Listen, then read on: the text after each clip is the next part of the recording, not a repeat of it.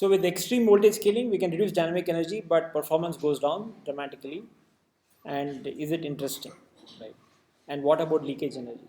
Now the thing is, as we are scaling technology, that helps us because the delay is proportional to charge by the current, and the charge, if you ignore the wire capacitance, is essentially the charge for the gate capacitance, which is Cox WL times VDD divided by the current, which is exponential current, subthreshold current equation, K Cox W by L e to the VDD by N VTH, right?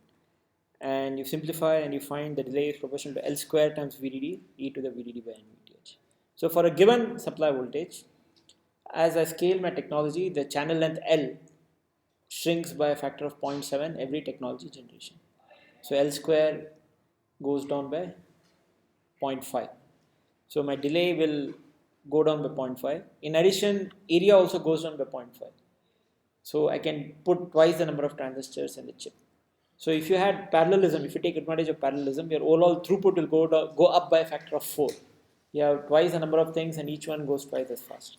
So what that does is that you can now reach pretty decent performance in these deep submicron nodes. So that's why it's kind of quite interesting now to look at computing in this near threshold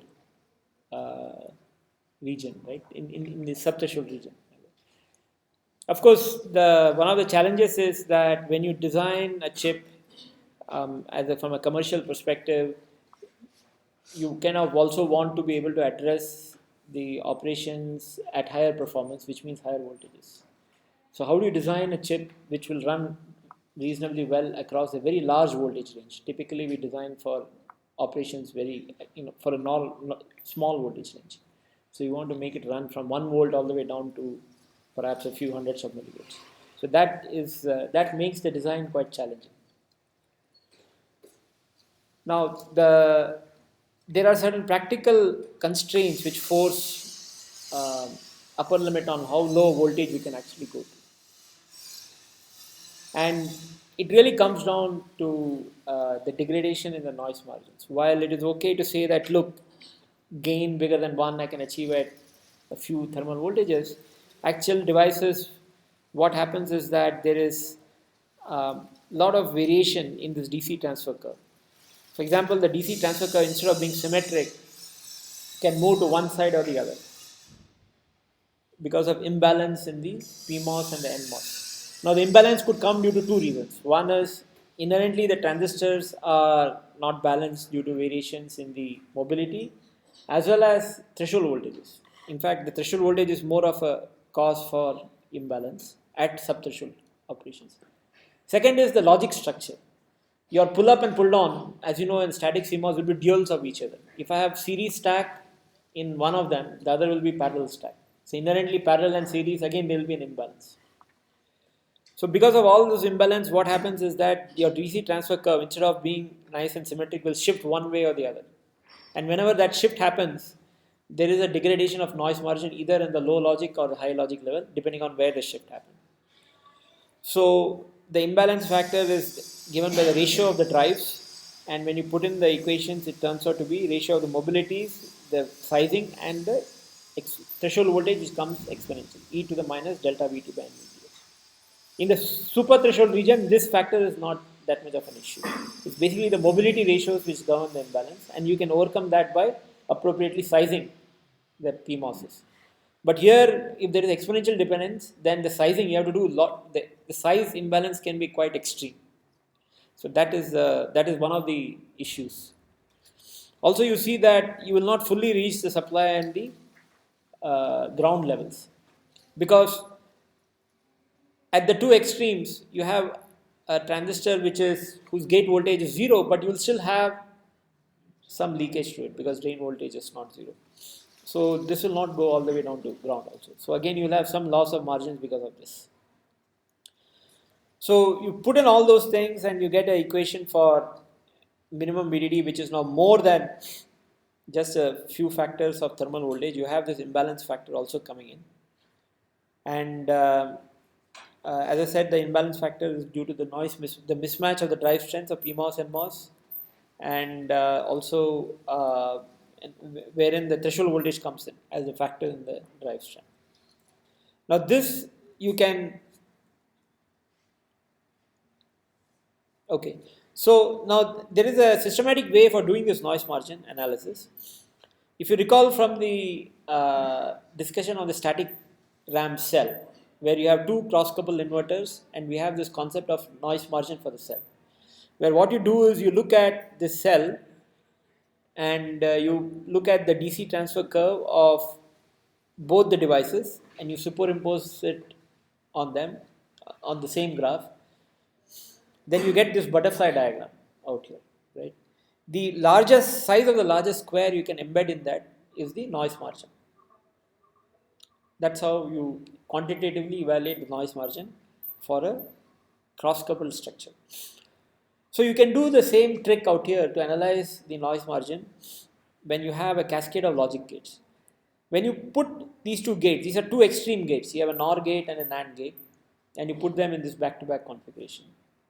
And you can basically do the DC transfer curve for each of these gates. NAND gate will be one of them, the NOR gate will be another one.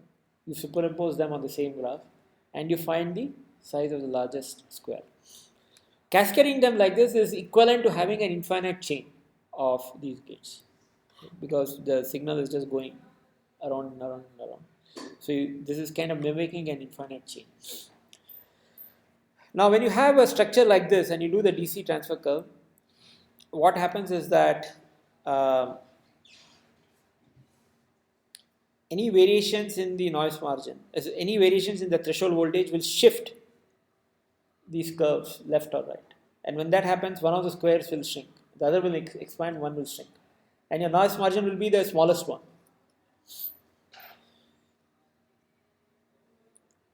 So when you, in the same chip, what will happen is that the transistors will have a certain threshold voltage, but the threshold voltage will be a random variable drawn from a certain distribution. Usually it will be a normal Gaussian distribution which will have a certain mean threshold voltage and a standard deviation. So when if you were to take this gate, have another instance of the gate, the threshold voltage will be slightly off. So the DC transfer curve will also be slightly off. So that is where you have to do what is called a Monte Carlo simulation, where the same circuit you analyze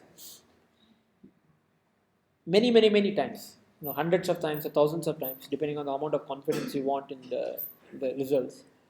And for each analysis, what you do is you set up the circuit parameters where all the random parameters are drawn or sampled from their respective probability distributions. And then the circuit is analyzed and you record the results. You keep doing this again and again and again. And then you will get a distribution in whatever parameter you are interested in. For example, the noise margin itself, the size of the square itself will now be a random variable, which you obtain the statistics of it by doing the Monte Carlo simulation, by running the simulation again and again and again. And for each simulation run, the values used for the parameters, all the random parameters, are drawn from their respective distributions.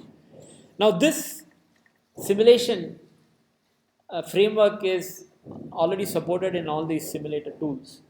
So you can, even for the 65 nanometer kit which we have, we'll have the Monte Carlo support for Monte Carlo simulations, and the foundry will give the standard deviations for the threshold voltage and other parameters. It will already be there. So when you run the Monte Carlo, all those things are taken care of, and you will get the spread in the results, which you can then record and see, how bad it is or how do you improve it, and you can do all those things. So because of those spreads, what will happen is the minimum VDD will again get limited.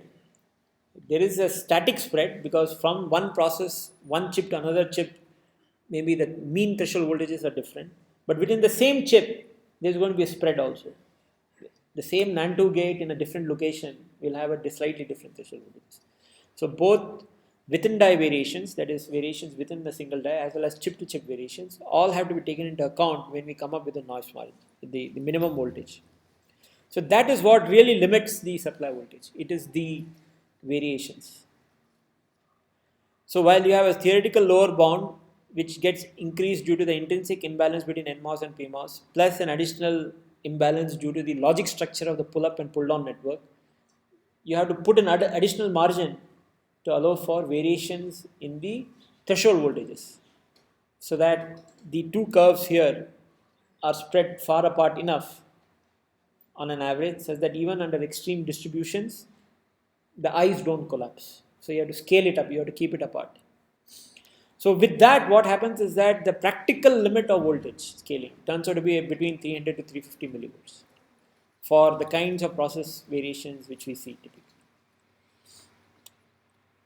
So this is where we most likely the practical subthreshold circuits will be operating around this kind of voltages. You can read up more about some of these things in this paper by Alioto. It is a tutorial type paper, so it's there on IEEE Explore. You can download and you can go through that paper.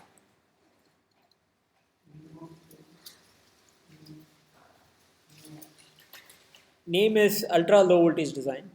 So I put it up on the website also, the name, so you can have a look at that. So you Google, you search for Alioto TCAS1, you should be able to get the paper. How does this vary in different technology nodes we are coming? So here the largely it depends on the kind of variations you have in the threshold voltage. So it is in some sense independent of the technology node. But if you have a technology node where you have say much steeper subthreshold slopes and much tighter control of the spread of threshold voltages, then of course this you can scale down even more.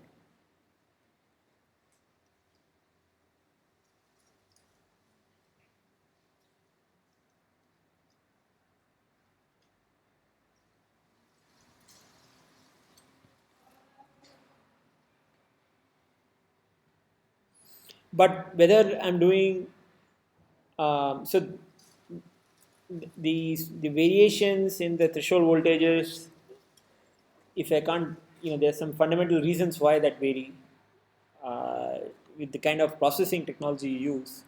So um, so unless you can improve that from uh,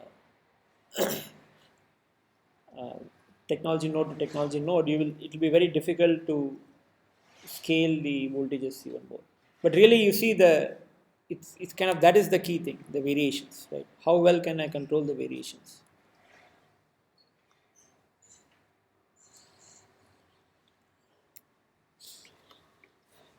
Now there is it's not necessarily a good thing to run at the lowest voltage, and the reason is that from energy perspective, it might be counterproductive. The reason is that as you scale the supply voltage, as you reduce the supply voltage, the delay starts growing exponentially because the currents are exponentially dependent on the delay. The circuit starts dramatically slowing down. When that happens, the leakage energy per cycle starts growing dramatically because I'm taking longer and longer to do my operation, and during the whole time I am leaking. So the energy allocated to leakage starts going up. So the total energy is the sum of two energies, the dynamic energy, which of course scales down as CV square, so there is no problem with that. But the leakage energy starts going up quite dramatically. Remember, I'm talking about leakage energy, not leakage power. Leakage power is just V times I leak. And leakage power will come down as I reduce my supply voltage.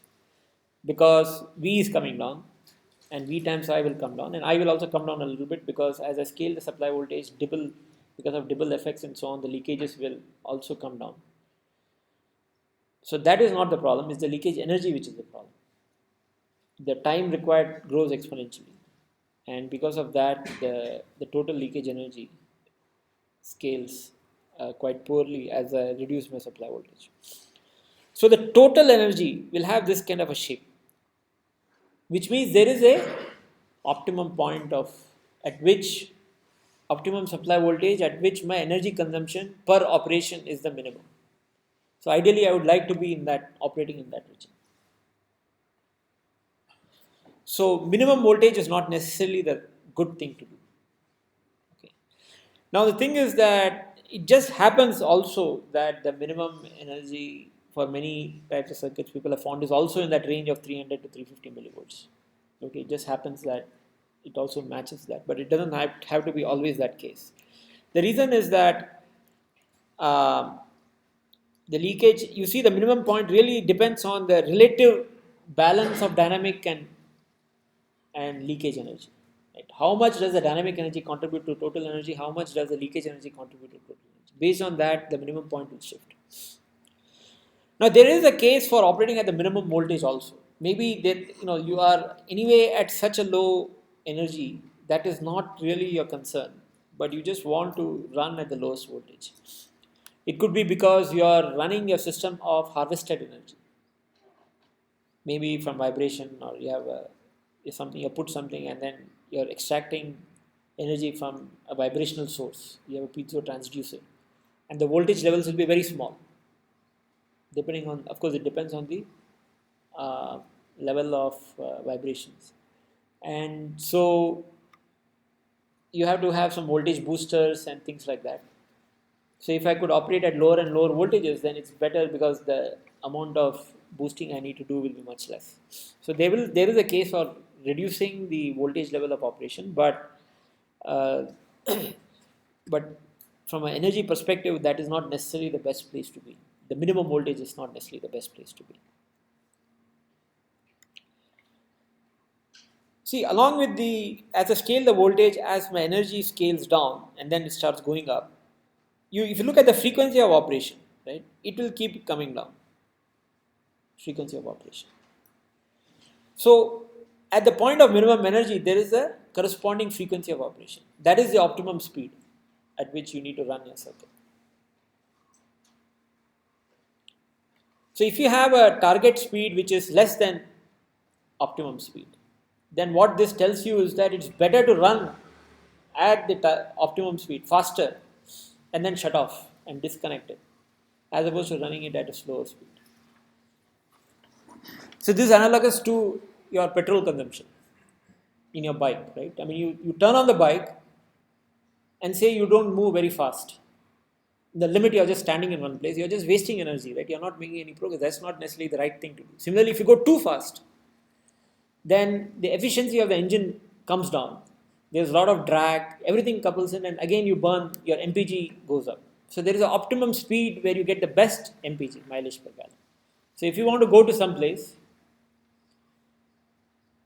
you would like to go at the optimum MPG, right? Optimum speed. And if you come early, it's good. You just go there, shut off the engine, and you have consumed less fuel. So that is exactly the same thing which applies here also. Of course, if your target speed is bigger than the optimum speed, then you have to run at the target speed. You have to meet the deadline. So that you cannot do anything. The thing is that this point of minimum energy, MEP, is not stationary. Right? It really depends on the balance of leakage and dynamic. Let us say that the leakage current increases due to temperature changes. Things become leakier. As I increase my temperature, threshold voltages come down and things become leakier. So my leakage is contributing more to the overall energy. When that happens, you would like to run faster and finish and shut it off, right? So you kind of say, look, let me burn a little more dynamic energy and run faster, which means I need to move the point to the right. So you see the minimum energy point moves to the right because I'm running it at a slightly higher voltage to make things run faster so that the contribution of leakage energy comes down. Similarly, you can have a situation where the dynamic energy goes up. Why could that happen? Maybe the kind of workloads, the kinds of things which are happening in the chip, right? Maybe the kinds of bit patterns which are happening in the adder are such that there is a lot of transition and there is more dynamic energy. In that case, you would like your system to use a smaller voltage so that the dynamic energy comes down. So the point of minimum energy can move. There is a static movement or there is an uncertainty as to where it is in a static sense, in the sense that we don't know exactly what the average threshold voltage of the chip is. So it could be somewhere out there. But even once that is fixed, across the time of running, during runtime itself also it can fluctuate. Where is the right point? Based on the conditions. So really the thing is, can we implement a circuitry or something which will allow us to always be at the point of minimum energy? kind of keep auto tracking, and that is what your project is basically also to try to implement this circuitry. We'll go through what people have done so that you have an idea. It's not, you're not starting from scratch. Then you can build up from that.